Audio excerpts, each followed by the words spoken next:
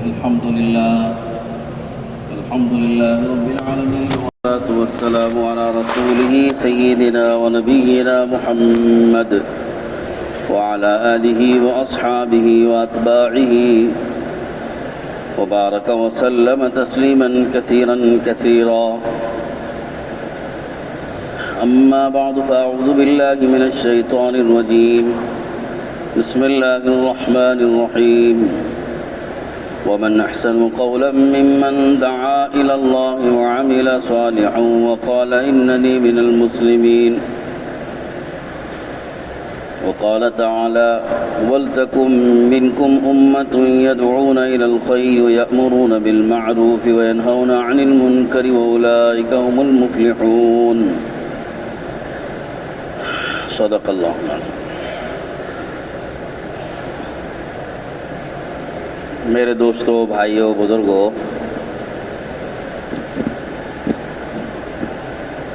اللہ تعالیٰ نے اس امت کو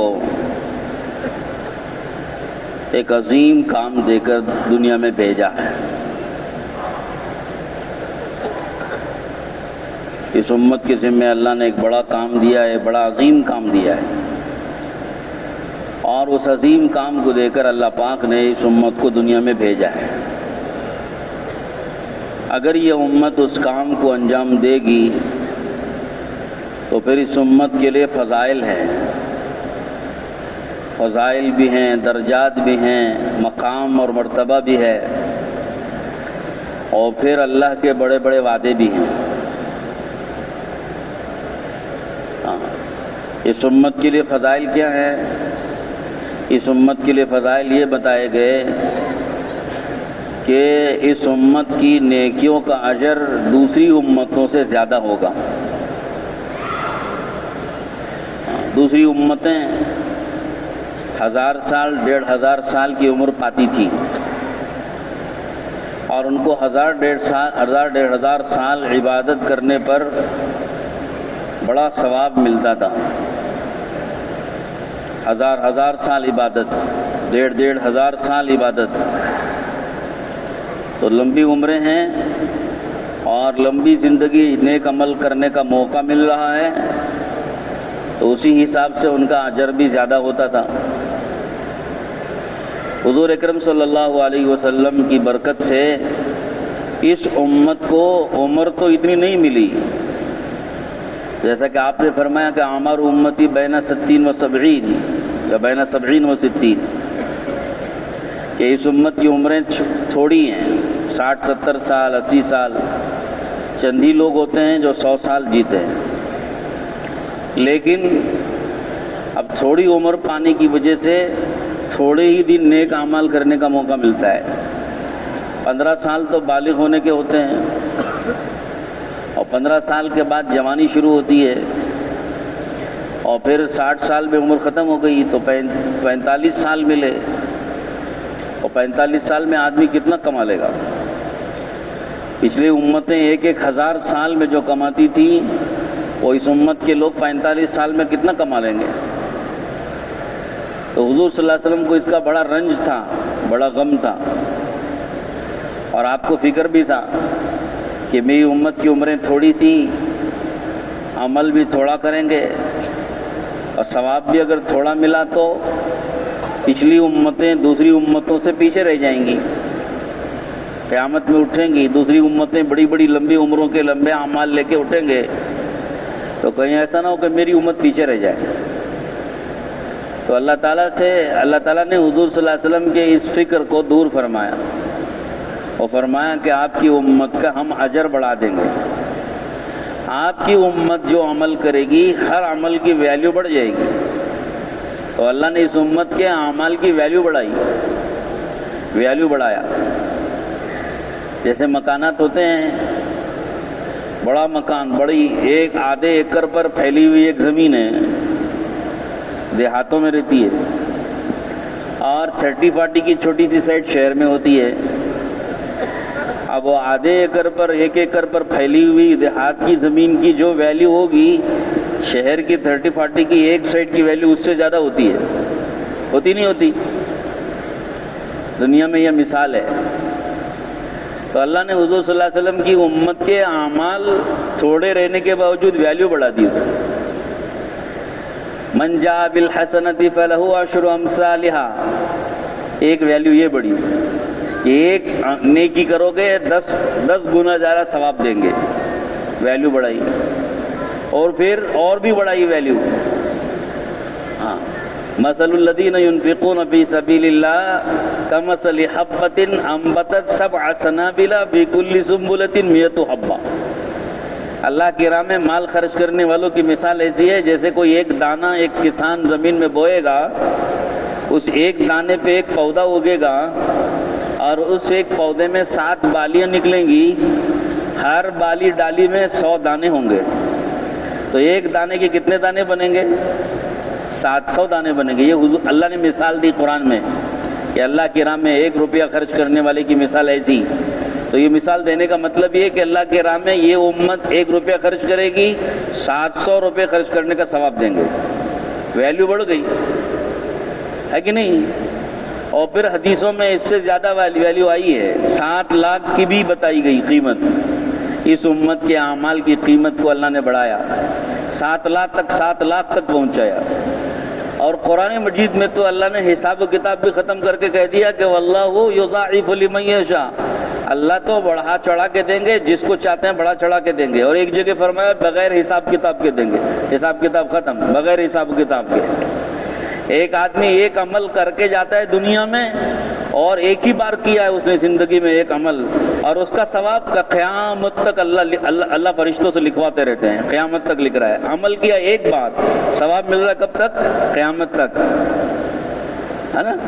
ایک آدمی اللہ کے راستے میں چلا اور چلتے چلتے انتقال ہو گیا، مر گیا، تو اللہ رب العزت اس کو شہیدوں کا اجر بھی دیں گے اور قیامت تک اس کا اللہ کے راستے میں نکلنے کا ثواب لکھتے رہیں گے۔ تو یہ فضائل بڑا ہے، اس امت کو یہ اللہ نے فضیلتیں دی ہیں۔ جو فضائل اللہ نے اس امت کے اعمال پر بیان فرمائے ہیں، ان فضائل کی وجہ سے اس امت کے اعمال کا اجر پچھلی امتوں سے بڑھ جائے۔ ایک شب قدر دے دی اللہ نے اس امت کو، ایک شب قدر، اور اس کا ثواب کتنا بتایا کہ لیلۃ القدر خیر من 1000 شہر، ایک شب قدر 1000 مہینوں سے افضل ہوگی۔ اگر اس امت کے افراد کو ایک شب قدر مل گئی، 1000 مہینوں سے افضل ثواب اس کو مل گیا۔ اور 1000 مہینوں کا ثواب کتنا ہوتا ہے؟ 80-82 سال۔ اب اگر کسی کو 10 سال شب قدر ملی تو کتنے سال؟ ارے بولو، 800 سال، 800-850 سال کا ثواب مل گیا۔ اور اگر 20 سال تک شب قدر کا ثواب شب قدر ملتی رہی تو 1500 سال ہو گئے۔ اب اس امت کی کتنے ایسے خوش نصیب بندے ہیں جن بندوں کو ہر سال شب قدر مل رہی ہے، اور ایسا 50 سال گزر گئے ان کے اوپر، 50 سال گزر گئے، 60 سال گزر گئے، ہر سال شب قدر مل رہی ہے۔ تو بتاؤ پچھلی امتوں کے 1000 سال 1500 سال کی عبادت کہاں، اور ان کی ایک شب قدر کی عبادت کہاں پہنچ گئی؟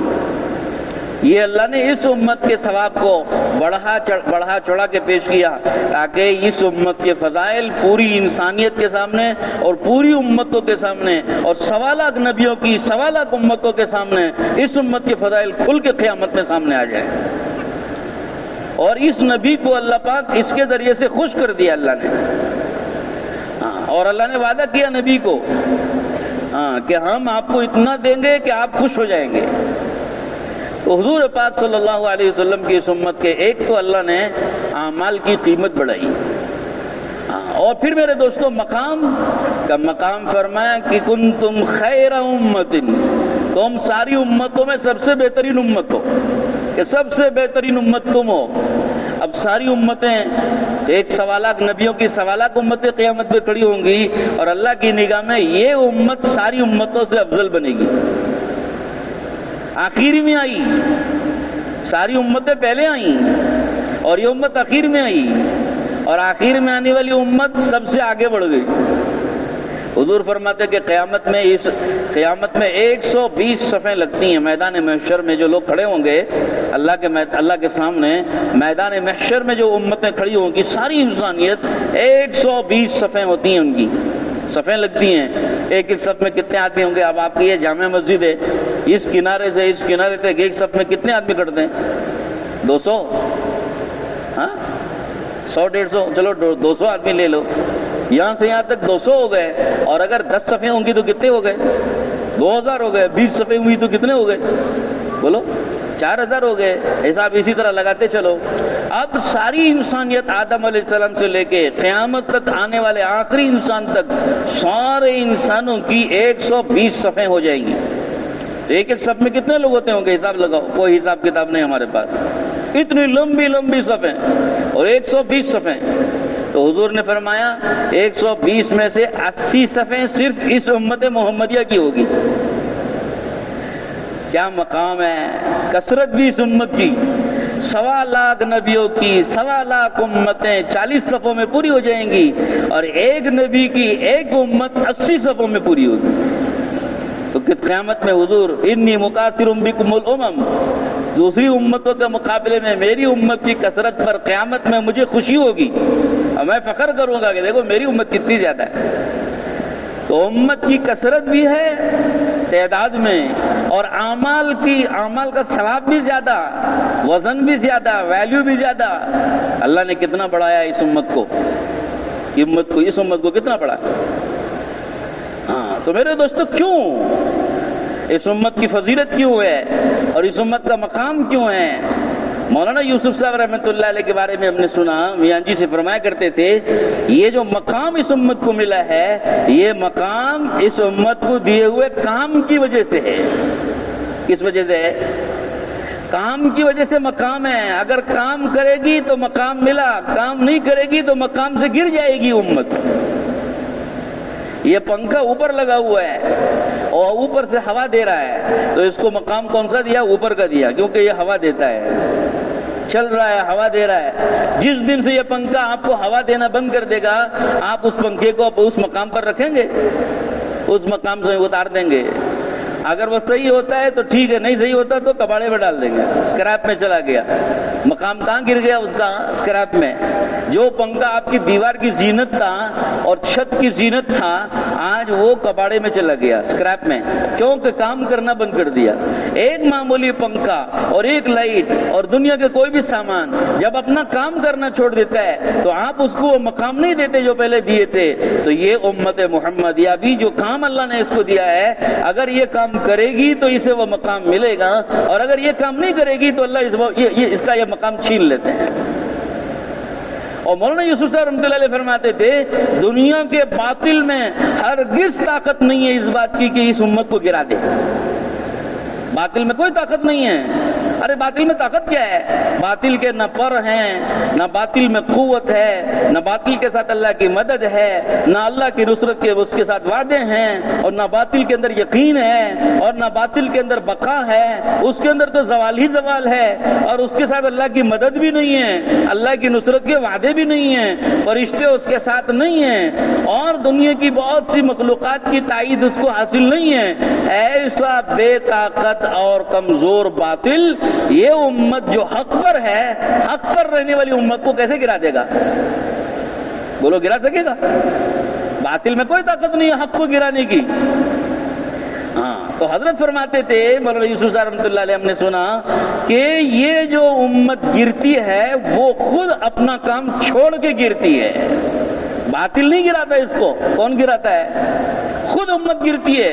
جب یہ امت اپنا کام چھوڑے گی تو گرے گی، جب یہ اپنی ذمہ داری چھوڑے گی تو گرے گی، جب یہ اپنی ذمہ داری سے باز آئے گی، سستی کرے گی تو گرے گی۔ تو یاد رکھو میرے بھائیو، ہماری عزت، ہماری بقا اور ہماری بلندی اور ہماری ترقی اور ہماری سربلندی اور ہماری عزتیں، ہماری کامیابیاں صرف اور صرف اس ذمہ داری کے پورا کرنے میں ہے جو ذمہ داری اللہ نے مجھے اور آپ کو دے کے دنیا میں بھیجا ہے۔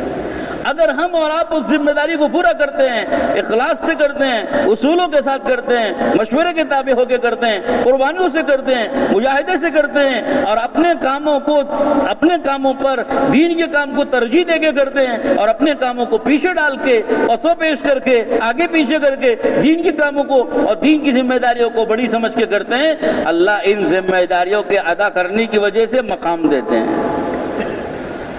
ہاں تو مقام ذمہ داریوں کے بقدر ہے، کام کے بقدر ہے۔ دنیا کا بھی دستور ہے، ہم دیکھتے ہیں آفسوں میں، سرکاری آفسیں ہوں یا صاحب یا یہ کہ غیر سرکاری آفسیں ہوں، سرکاری کمپنیاں ہوں یا غیر سرکاری کمپنیاں ہوں، ہر آدمی کو کمپنی جو مقام دیتی ہے وہ اس کے کام کی وجہ سے دیتی ہے۔ جو آدمی جتنے کام کا ماہر ہوگا اور جتنا کام جانتا ہوگا اس کو اتنا ہی بڑا مقام ملے گا، ہے نا؟ ایک مزدور ہے، صبح سے شام تک 8 گھنٹے نوکری کرتا ہے اور پسینہ بہا کے کرتا ہے، تھک ہار کے کرتا ہے، اور اس کو نوکری کتنی ملتی ہے اور اس کو تنخواہ کتنی ملتی ہے؟ مزدوری 500 روپے ملی، ہے نا؟ اور ایک انجینئر ہے اور آ کے چند منٹ وزٹ کر کے اور ہدایات دے کر نگرانی کر کے چلا جاتا ہے، اور اس کو ایک دن کے اس کی فیس 5000 روپے، ایک وزٹ کی 5000، 10,000، 1,00,000، 50,000، ایک وزٹ کی اس کی مزدوری 1 لاکھ۔ اور بہت سارے لائر صاحب کو ملیں گے کہ ان کی ایک مرتبہ اٹینڈ کرنے کی فیس 1 لاکھ روپے ہوگی، ہے کہ نہیں؟ بولو، کام کی وجہ سے آدمی کو مقام بھی اور اجر بھی۔ تو یہ امت بھی، یہ دنیا کی مثالیں ہیں سمجھنے کے لیے، آخرت کو سمجھنے کے لیے دنیا کی مثالیں ہیں۔ دنیا کی ان مثالوں سے سمجھو کہ اللہ آخرت میں بھی اسی طرح دیتے ہیں، جو آدمی جتنا بڑا کام کرے گا اس کا مقام اللہ کے نزدیک اتنا اونچا، اور جو آدمی جتنی بڑی ذمہ داری نبھائے گا اللہ کی طرف سے اتنی بڑی مدد کا مستحق ہوگا۔ حضور صلی اللہ علیہ وسلم نے فرمایا المعونہ علی قدر المعونہ، کہ اللہ کی مدد اسی کے بقدر آتی ہے جتنی کہ یہ ذمہ داری اٹھاؤ گے، جتنی بڑی ذمہ داری اٹھاؤ گے اسی کے بقدر اللہ کی مدد آئے گی۔ اگر ہم ذمہ داری اٹھاتے ہیں اپنی ذات کی تو اسی کے بقدر مدد، ذمہ داری اٹھاتے ہیں اپنے ساتھ ساتھ اپنے بیوی بچوں کی بھی، اسی کے بقدر مدد، ذمہ داری اٹھاتے ہیں اپنے گھر کے ساتھ ساتھ پورے خاندان کی، اسی کے بقدر مدد، ذمہ داری اٹھاتے ہیں اپنے ساتھ اپنے خاندان کے ساتھ اپنے محلے کی اسی کے بقدر مدد، اور ذمہ داری بڑھاتے ہیں حلقے کی، اسی کے بقدر مدد، ذمہ داری اور بڑھتی ہے پورے شہر کی اور ضلع کی سطح کی، اللہ اسی کے بقدر مدد کرے گا، اور اگر ذمہ داری اٹھاؤ گے سارے عالم کی، اللہ اسی کے بقدر مدد کرے گا۔ تو آدمی اپنی ذمہ داری سمجھے کہ مجھے اللہ نے عالمی نبی کا امتی بنایا ہے اور عالم بھر میں کام کرنے کی ذمہ داری اللہ نے میرے کندھے پہ رکھی ہے، اور مجھے عالم بھر میں کام کی ذمہ داری کا بوجھ اٹھانا ہے۔ مجھ سے ہو سکتا ہے کہ نہیں ہو سکتا؟ کہ میرے بھائیوں ہم سے کیا ہو سکتا ہے؟ ہم سے تو ایک سبحان اللہ بھی نہیں ہو سکتا۔ ہو سکتا ہے؟ اللہ کی توفیق کے بقدر تو ہم ایک سبحان اللہ کی بھی طاقت نہیں رکھتے، اور اگر اللہ توفیق دے گا سارے عالم کا کام کر سکتے ہیں، اللہ کی توفیق پر ہے۔ لیکن اللہ پاک توفیق مفت میں نہیں دیتے، اللہ کی توفیق آتی ہے ہمارے ارادے پر، ہمارے قدم بڑھانے پر، ہمارے عزائم پر، ہماری نیتوں پر، ہماری فکروں کے بلند ہونے پر، ہماری ذمہ داری کا بوجھ اٹھانے اور ہماری ہمت پر۔ جتنی ہم ہمت کریں، جتنی ذمہ داری کا بوجھ اٹھائیں گے، جتنی نیت کریں گے، جتنے عزائم کریں گے، جتنی فکروں کو بلند کریں گے، وسیع کریں گے، اسی کے بغیر اللہ کی توفیق آتی ہے۔ ہاں، مولانا الیاس صاحب رحمۃ اللہ علیہ کو اللہ نے اس بات کی توفیق دی کہ انہوں نے کام تو کیا میواتیوں میں، نیت کی سارے عالم کی، تو اللہ نے ان کا کام سارے عالم میں پہنچا دیا۔ وہ نہیں گئے سارے عالم، لیکن ان کا کام سارے عالم میں چلا گیا۔ چلا کہ نہیں چلا گیا؟ کیونکہ نیت انہوں نے کی۔ تو اس لیے میرے بھائی ہمیں اپنی نیتیں بھی وسیع کرنا ہے، فکروں کو بھی وسیع کرنا ہے۔ ساری امت کی فکریں، ساری امت کا درد، ساری امت کا غم، ساری امت کی ذمہ داری کا بوجھ جب لے گا آدمی، اللہ جانتے ہیں کہ یہ کمزور ہے، اس نے ذمہ داری بہت بڑی اٹھا لی ہے، یہ پہاڑوں جیسا وزن اس نے اٹھا لیا ہے، سمندروں جیسا وزن بوجھ اس نے اٹھا لیا ہے، ہواؤں جیسا وزن اور بوجھ اس نے اٹھا لیا ہے۔ اللہ دیکھتے ہیں کہ ایک کمزور بندہ اس کی طاقت نہیں رکھتا، مگر اس کے دل میں فکر ہے، اور اس کے دل میں درد ہے، اس کے دل میں غم ہے، اس کے دل میں رنج ہے، اور اس کے دل میں فکر ہے۔ اللہ یہ دیکھتے، اور یہ دیکھنے کے بعد اس کو جب سچا پاتے ہیں اپنی نیت میں، تو اللہ اس کو اتنی ہمت دیتے ہیں، اتنی قوت دیتے ہیں جو سارے عالم کا کام سنبھال سکے، اور اتنی اس کی نصرت فرماتے ہیں اور مدد فرماتے ہیں جس سے سارے عالم کی ذمہ داری سنبھال سکے۔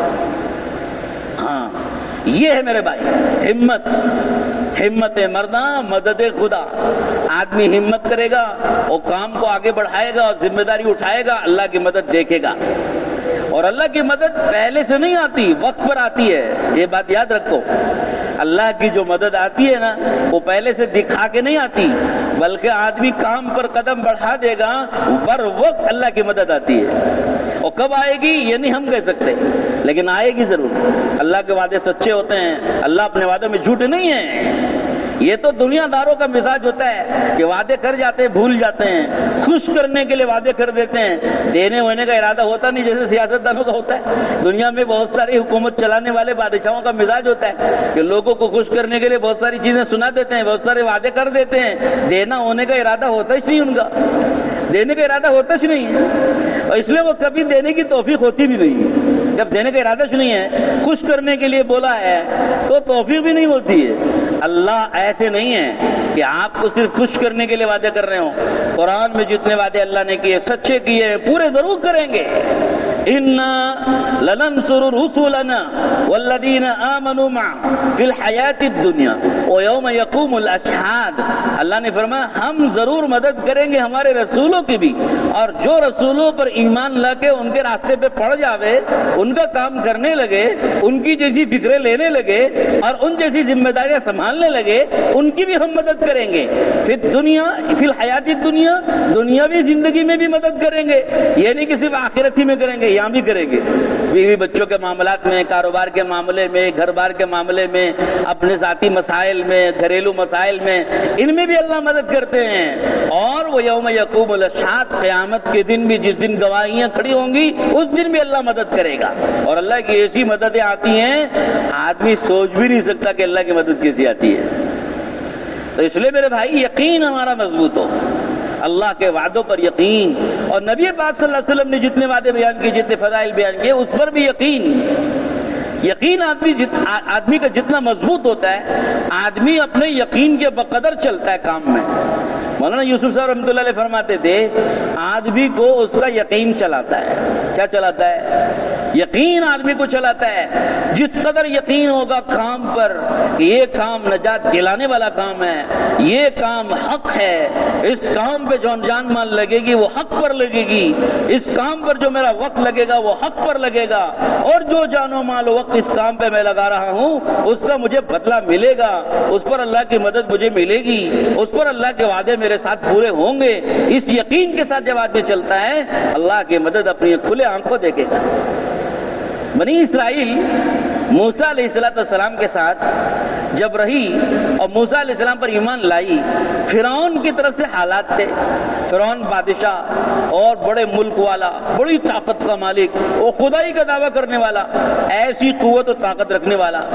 دنیا میں ایسے پتہ نہیں کتنے فرعون آئے، لیکن وہ جو فرعون تھا وہ بڑا بنا ہوا تھا۔ قرآن میں خود اللہ نے اس کی تفصیلات بیان کی۔ اب اس نے ان کو، بنی اسرائیل کو جو موسیٰ علیہ السلام پر ایمان لائی ہوئی تھی، ان کو اس نے تنگیوں میں ڈالا، حالات ان کے تنگ کر دیے، جینا دوبھر کر دیا، جینا مشکل کر دیا، اور اللہ کا نام لینا مشکل، نماز پڑھنا مشکل ہے نا، اور موسیٰ علیہ السلام کے ساتھ نبی کے طریقے پر چلنا مشکل، نبی والا کام کرنا مشکل، ہر طرح سے ان کو جکڑ کے تنگیوں میں رکھا موسیٰ علیہ السلام کی قوم کو۔ اب اس وقت میں اس نے انہوں نے شکایت بھی کر دی موسیٰ علیہ السلام سے، گئے موسیٰ ہماری کیا مصیبت، آپ کے آنے سے پہلے بھی اس کی وجہ سے ہم تیری پریشانی میں تھے، آپ اللہ کے نبی ہیں، آپ پر ہم ایمان لائے، آپ کے آنے کے بعد بھی اور آپ پر ایمان لانے کے بعد بھی ہمارے حالات ٹھیک نہیں ہوئے، ابھی بھی ہمارے ساتھ وہی حالات ہیں جو پہلے تھے، ہمارے حالات تو ٹھیک ہوئے نہیں۔ جیسے ہم بھی بولتے ہیں نا کیا مول صاحب کہ میں چلے میں نہیں گیا تھا تو بڑے حالات میں تھا، اور چلے میں گیا تو بھی حالات میرے بدلے چ نہیں، ویسے چالات ہیں۔ 4 مہینے لگانے کے وقت میں تشکیل والے آ کے مجھے بولے تھے تم 4 مہینے اللہ کے راستے میں لگاؤ تمہارے حالات ٹھیک ہو جاتے ہیں کر کے۔ اب میں 4 مہینے لگا کے آ گیا، ایک بار نہیں 2 بار بھی لگایا، پھر بھی میرے حالات ٹھیک ہوئے نہیں۔ تو موسیٰ علیہ السلام کی قوم بھی ایسے ہی بول رہی تھی کہ اے موسیٰ آپ کے آنے سے پہلے بھی ہم حالات میں تھے اور آپ کے آنے کے بعد بھی حالات میں ہیں، آپ پر ایمان لانے کی وجہ سے ہمارے حالات ٹھیک ہوئے نہیں، یہ کیا پریشانی ہے؟ تو موسیٰ علیہ السلام نے ان سے فرمایا اتقوا اللہ واصبروا، اللہ سے ڈرتے رہو، صبر کرتے رہو، اور اللہ ضرور حالات بدلے گا، یقین دلاتے رہے۔ کیوں؟ تو موسیٰ علیہ السلام کے ساتھ اللہ کی مدد تھی اور ان کو اللہ کی مدد کا یقین تھا۔ موسیٰ علیہ السلام جانتے تھے اللہ کے نبی کہ اگر یہ دین پر جمے رہے، صبر کرتے رہے، چند دن تنگیوں کو برداشت کیا، چند دن مصیبتوں کو برداشت کیا، چند دن حالات کو برداشت کر لیا، تو آگے آگے آگے کشادگیاں ہیں، نصرتیں ہیں، مددیں ہیں اور فراخیاں ہیں، خوشیاں ہی خوشیاں ہیں۔ یہ موسیٰ علیہ السلام کو یقین تھا۔ تو موسیٰ علیہ السلام ان کو یقین دلاتے رہے کہ چند دن صبر کرو، چند دن صبر کرو، اللہ حالات بدلے گا۔ اور ایسا پورا کیا وعدہ اللہ نے موسیٰ علیہ السلام کے ساتھ، ایسا پورا کیا کہ پوری تخت سلطنت کا تختہ ہی پلٹ کے رکھ دیا اللہ نے۔ فرعون اور اس کی ساری قوم کو اللہ نے سمندر میں غرق کر کے ڈبو کے سب کو ایک دم ملیا میٹ کر دیا اور پانی میں ڈبو دی۔ اور پھر فرمایا موسیٰ علیہ السلام سے ان کی قوم سے کہ واپس جاؤ، اب مصر تمہارا ہو گیا، وہاں کا ملک، وہاں کا مال، وہاں کا تخت، وہاں کا تاج، وہاں کی دولت، وہاں کا سب کچھ تمہارے قبضے میں دے دیا ہم نے، اور ہمارا ملک ہمارا ہے، مال ہمارا ہے، زمین ہماری ہے، ہم جس کو چاہتے ہیں اس کا وارث بنا دیتے ہیں۔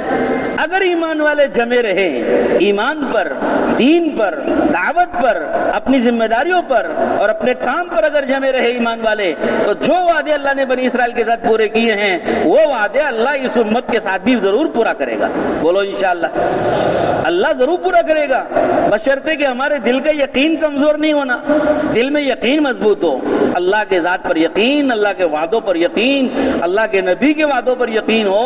جب مضبوط یقین کے ساتھ ہم جمے رہیں گے، دیکھو جمے رہنا شرط ہے، اکھڑنا نہیں ہے، پیچھے ہٹنا نہیں ہے، بچلنا نہیں ہے، گھبرانا نہیں ہے، کام چھوڑنا نہیں ہے، کمزور نہیں ہونا ہے، کم نہیں کرنا ہے کام کو، ذمہ داریوں سے بھاگنا نہیں ہے، فکروں سے الگ نہیں ہونا، محنت سے الگ نہیں ہونا، کام میں لگے رہے، محنت میں جڑے رہے، محنت میں لگا رہے اور محنت میں آگے بڑھتا رہے اور فکروں کے ساتھ چلتا رہے۔ اللہ رب العزت اپنی موت سے پہلے نہیں تو کم سے کم اپنے اولادوں کو اللہ دکھا دے گا کہ مدد کسے کہتے ہیں، نصرت کسے کہتے ہیں، وعدے کیسے پورے ہوتے ہیں، اللہ دکھائے گا، ضرور دکھائے گا۔ اللہ کے وعدوں میں اندھیر نہیں ہے، دیر ضرور ہے۔ اللہ کے وعدوں میں بولو اندھیر نہیں ہے، دیر ضرور ہے، یعنی اللہ اپنے وعدوں کے خلاف نہیں کرتے، پورا ضرور کرتے، مگر وقت ہوتا ہے اللہ کے وعدوں کے پورا کرنے کا۔ جیسا موسیٰ علیہ السلام کی قوم کو کافی مدت لگی، کافی مدت تک ان کو صبر کرنا پڑا، کافی مدت تک جمے رہنا پڑا، کافی مدت تک ان کو ایمان پہ ثابت قدم رہنا پڑا، تب اللہ نے ایک وقت لایا، اس وقت میں اللہ نے اپنا فیصلہ آسمان سے اتارا اور ایک دم سے حالات کو بدل دیا۔ ایسے اللہ رب العزت ہر زمانے میں کرتے ہیں، لیکن شرط یہ کہ ایمان والے صبر کریں، جلدی نہیں کرنا، کام نہیں چھوڑنا، ذمہ داریوں سے نہیں بھاگنا اور فکروں سے الگ نہیں ہونا، محنت میں پیچھے نہیں ہٹنا، بلکہ فکروں میں لگے رہے، محنت پہ آگے بڑھتے رہے، کام سے جڑے رہے اور اپنے تقاضوں کو قربان کر کے اپنی فکروں میں لگے رہنے کے بجائے دین کے تقاضوں میں لگے رہیں اور دین کے تقاضوں کو ترجیح دیں گے، اللہ رب العزت دیکھیں گے کہ یہ بندہ بے غرض بندہ ہے، اس کو کوئی غرض نہیں ہے۔ تو بھائی بہت سی دفعہ آدمی اپنے حالات کی وجہ سے پریشان ہو کر کیا کرتا ہے، دین کے تقاضوں پر اپنے اغراض کو ترجیح دے دیتا ہے اور پھر اپنی اغراض کے پیچھے، اپنی حاجتوں کے پیچھے، اپنی ضرورتوں کے پیچھے بھاگتا رہتا ہے، اپنا کام چھوڑ دیا، دین کا کام چھوڑ دیا، دین کی ذمہ داری چھوڑ دی، اپنے اغراض اور اپنی حاجتوں کے پیچھے لگ گیا۔ یہ غلطی ہم کو نہیں کرنا ہے، یہ غلطی ہم کو نہیں کرنا ہے، بلکہ ہم ہر حال میں اپنے تقاضے، اپنے حاجتیں پیچھے رکھیں گے اور دین کے تقاضوں کو آگے رکھ کے چلیں گے۔ اللہ رب العزت دیکھیں گے کہ یہ میرا بندہ بے غرض بندہ ہے، مخلص ہے، اس کو اپنے تقاضوں کی غرض نہیں ہے، اپنے گھر کی غرض نہیں ہے، اپنی ذات کی غرض نہیں ہے، اپنے بیوی بچوں کی غرض نہیں ہے، اپنے مرتبے، اپنے مقام، اپنی خوشی، اپنی راحت کی کوئی غرض نہیں ہے، اس کی ایک ہی ایک غرض ہے، اللہ کا دین اللہ کے بندوں میں 100% قیامت تک کے لیے زندہ ہو جائے، اس کو اس سے غرض ہے۔ جب اللہ اس نیت میں ہم کو سچا پا لیں گے، پھر اللہ اپنی مددوں کے فیصلے کریں گے بھائی انشاءاللہ۔ کون کون کریں گے؟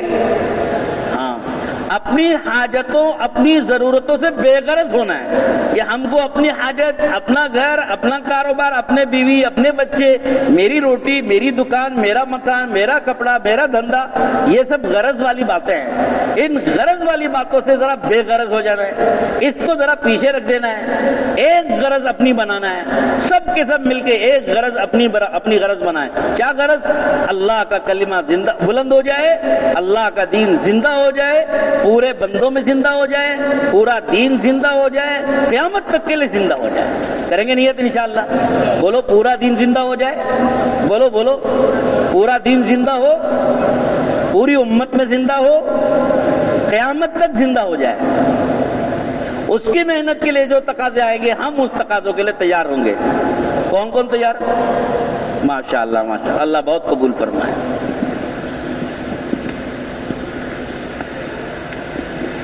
ماشاءاللہ، آپ حضرات اطمینان سے بیٹھے رہے اور آپ نے اللہ رسول کی بات سنی۔ اس بیٹھنے